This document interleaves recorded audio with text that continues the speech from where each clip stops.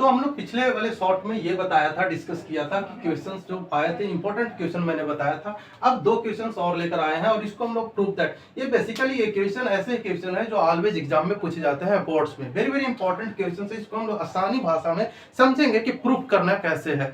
Tension हो जाती है जब इसको प्रूव करने की बात आती है, तो सिंपल सी बात हम लोग समझेंगे। ये इसके में लिखेंगे LHS is equal to what, a plus b dot a minus b. Simple सी बात है, हम लोग सिंपल तरीके से इसको सोल्व करने की कोशिश करेंगे। मैंने अभी जस्ट पिछले वीडियो में ये बताया कि डॉट मल्टीप्लाई के जैसा बिहेव करता है, राइट, नथिंग एल्स। मैं सिंपल सी a dot a plus minus minus that is a dot minus a dot b plus b dot a and plus minus minus b dot b।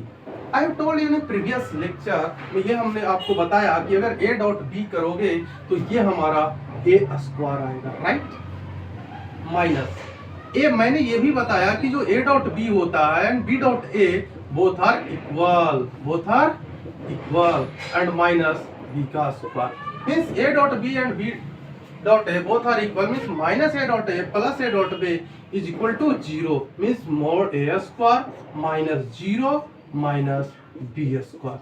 You can also mod a square means what, a square mod b square means what, b square. A square minus b square is equal to what, RHS हो गया। तो यहाँ पे हम लोग लिखेंगे hence LHS equal to RHS proved।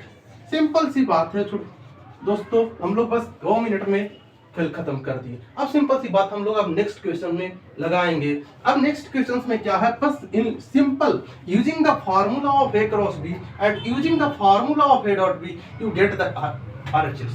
Means LHS में a cross b के फार्मूला यूज करेंगे और a डॉट b का फार्मूला यूज करेंगे और you will get a cross b that is a का magnitude b magnitude into sin theta and a dot b is what, magnitude of a into magnitude of b cos theta. This is n cap. N cap is what, unit vector.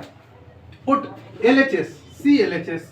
In LHS, a cross b whole square plus a dot b whole square.